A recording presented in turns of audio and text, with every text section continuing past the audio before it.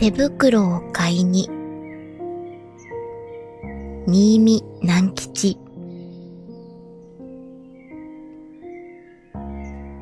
寒い冬が北方から狐の親子の住んでいる森へもやってきました。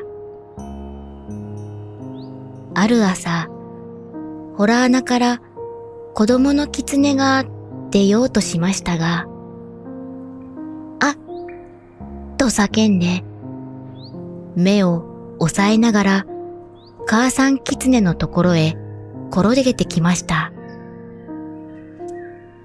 母ちゃん、目に何か刺さった。抜いてちょうだい。早く早く。と言いました。母さん狐がびっくりして、慌てふためきながら目を押さえている子供の手を恐る恐る取り除けてみましたが、何も刺さってはいませんでした。母さん狐は洞穴の入り口から外へ出て、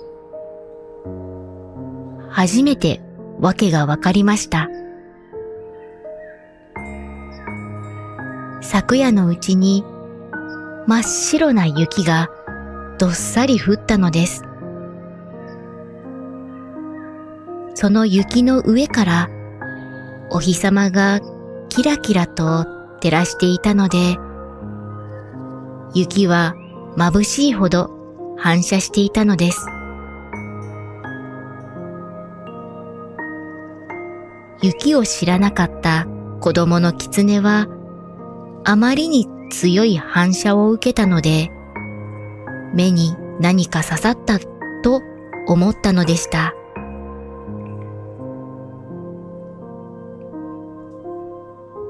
子供の狐は遊びに行きました。真綿のように柔らかい雪の上を駆け回ると、雪の粉がしぶきのように飛び散って、小さい虹がスーッと映るのでした。すると突然、後ろで、ドタドタ、ザーッと、ものすごい音がして、パン粉のような粉雪が、ふわーっと小狐に追っかぶさってきました。小狐はびっくりして、雪の中に転がるようにして、10メートルも向こうへ逃げました。なんだろうと思って振り返ってみましたが、何もいませんでした。それは、もみの枝から雪がなだれ落ちたのでした。まだ枝と枝の間から白い絹糸のように雪がこぼれていました。間もなく洞穴へ帰ってきた小狐は、お母ちゃん、おててが冷たい。おててがチンチンする。と言って、濡れてボタン色になった両手を母さん狐の前に差し出しました。母さん狐はその手にはーっと息をふっかけて、ぬくとい母さんの手でやんわり包んでやりながら、もうすぐ暖かくなるよ。雪を触るとすぐ暖くなるもんだよ。と言いましたが、かいい坊やの手に霜焼けができてはかわいそうだから、夜になったら町まで行って、坊やのお手手に合うような毛糸の手袋を買ってやろうと思いました。暗い暗い夜が風呂敷のような影を広げて、野原や森を包みにやってきましたが、雪はあまり白いので、包んでも包んでも白く浮かび上がっていました。親子の銀狐は洞穴から出ました。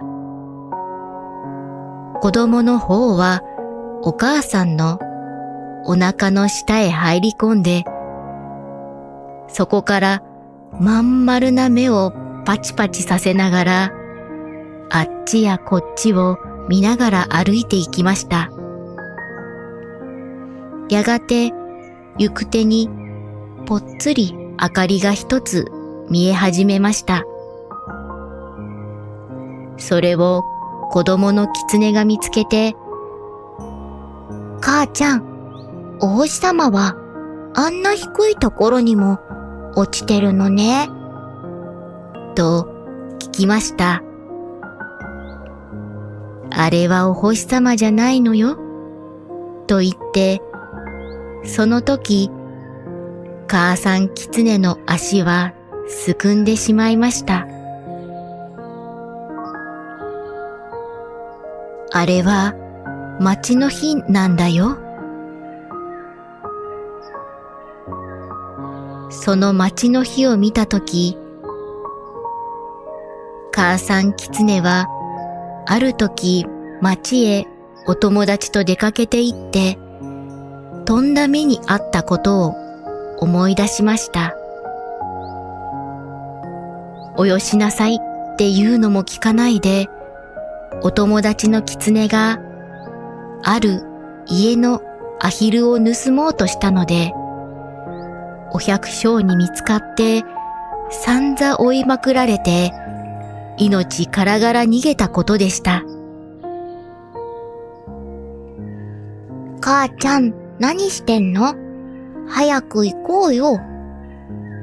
と、子供の狐がお腹の下から言うのでしたが、母さん狐はどうしても足が進まないのでした。そこで仕方がないので、坊やだけを一人で町まで行かせることになりました。坊や、お手手を肩型お出しとお母さん狐が言いました。その手を母さん狐はしばらく握っている間に、かわいい人間の子供の手にしてしまいました。坊やの狐はその手を広げたり、握ったり、つねってみたり、嗅いでみたりしました。なんだか変だな、母ちゃん。これなーに？と言って、雪明かりにまたその人間の手に変えられてしまった自分の手をしげしげと見つめました。それは人間の手よ。いいかい坊や。町へ行ったらね、たくさん人間の家があるからね。まず、表に丸いシャッポの看板のかかっている家を探すんだよ。それが見つかったらね、トントンと戸を叩いて、こんばんはって言うんだよ。そうするとね、中から人間が少し戸を開けるからね、その戸の隙間からこっちの手、ほら、この人間の手を差し入れてね。この手にちょうどいい手袋ちょうだいって言うんだよ。わかったね。決してこっちのお手手を出しちゃダメよ。と、母さん狐は言い聞かせました。どうしてと、坊やの狐は聞き返しました。人間はね、相手が狐だとわかると手袋を売ってくれないんだよ。それどころか、捕まえて檻の中へ入れちゃうんだよ。人間って本当に怖いものなんだよ。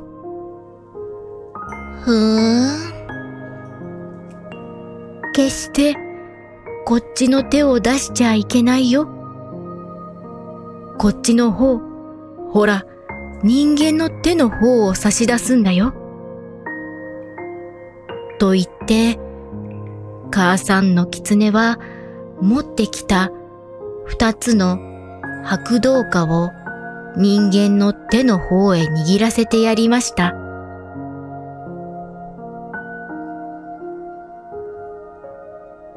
子供の狐は町の火を目当てに雪明かりの野原をよちよちやっていきました。はじめのうちは一つきりだった火が二つになり、三つになり、果ては10にも増えました。狐の子供はそれを見て、火には星と同じように赤いのや黄いのや青いのがあるんだな、と思いました。やがて町に入りましたが、通りの家々はもうみんな戸を閉めてしまって、高い窓から暖かそうな光が道の雪の上に落ちているばかりでした。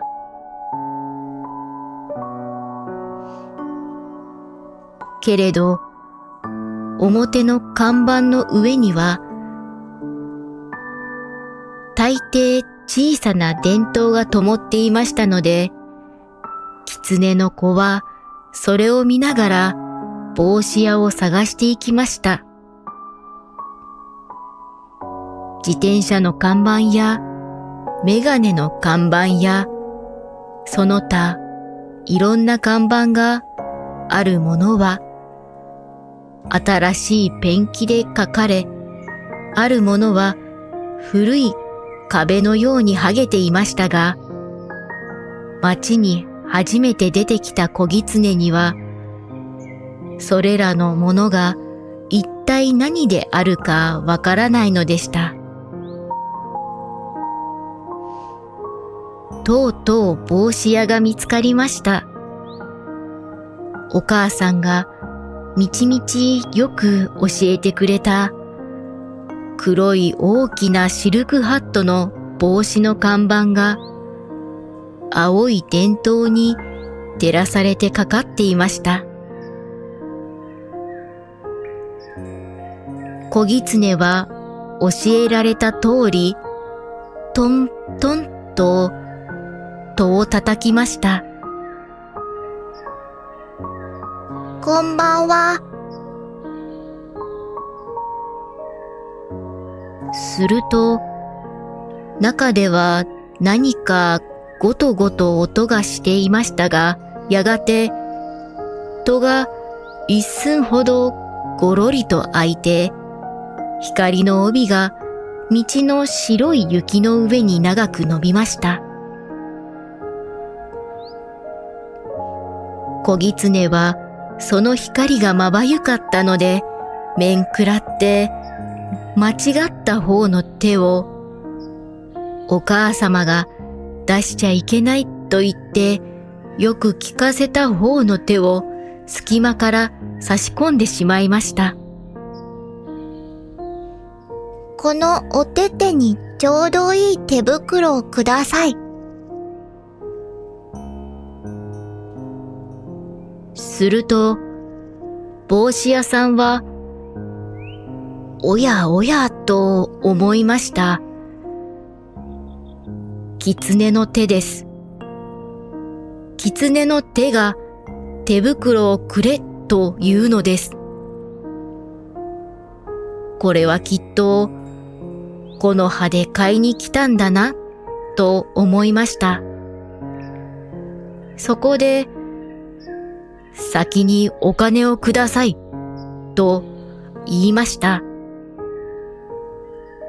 小狐は素直に握ってきた白銅貨を2つ帽子屋さんに渡しました。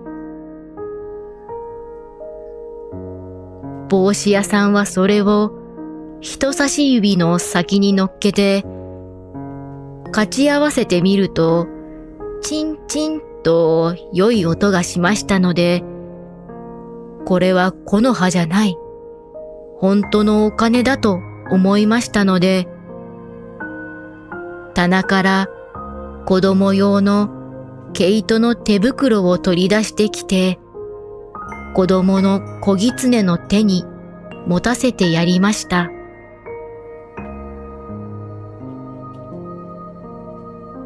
小狐はお礼を言ってまた元来た道を帰り始めました。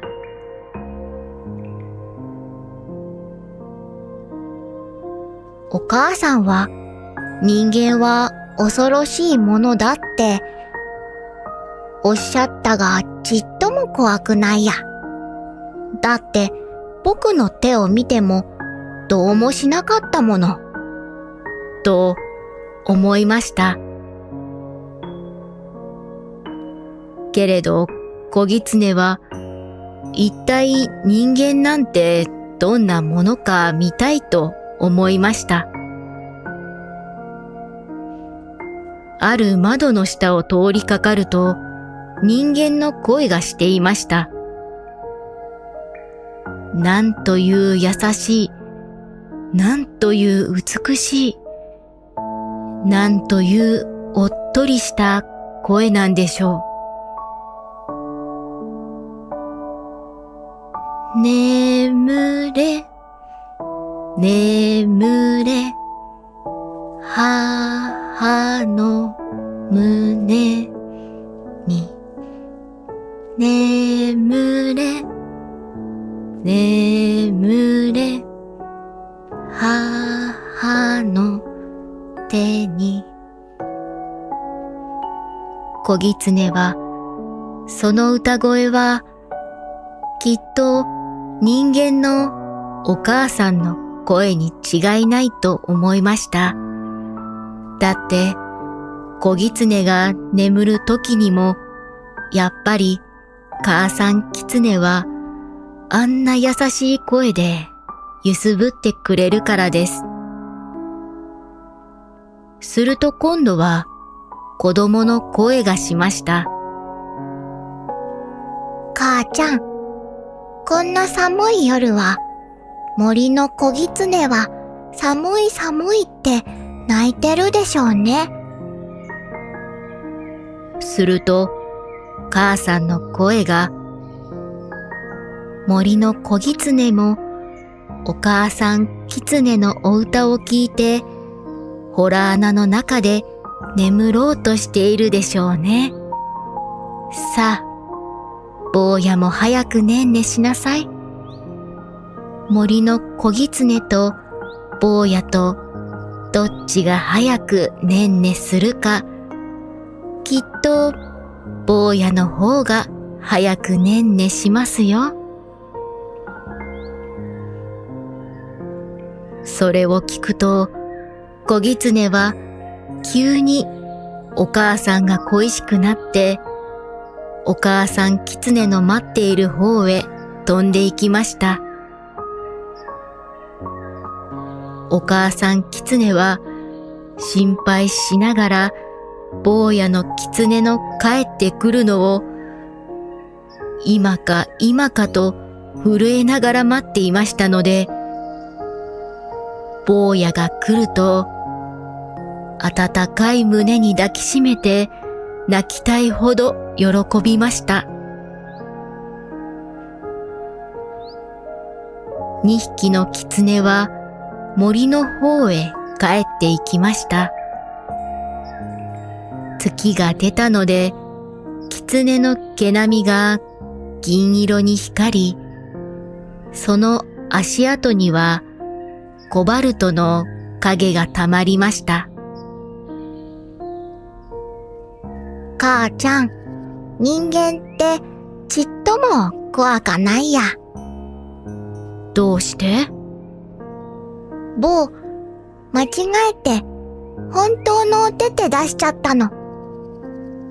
でも、帽子屋さん捕まえやしなかったもの。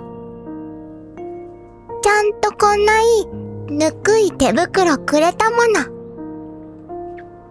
と言って、手袋のはまった両手をパンパンやってみせました。お母さん狐は、まあ、と呆れましたが、本当に人間はいいものかしら。本当に人間はいいものかしら。と、つぶやきました。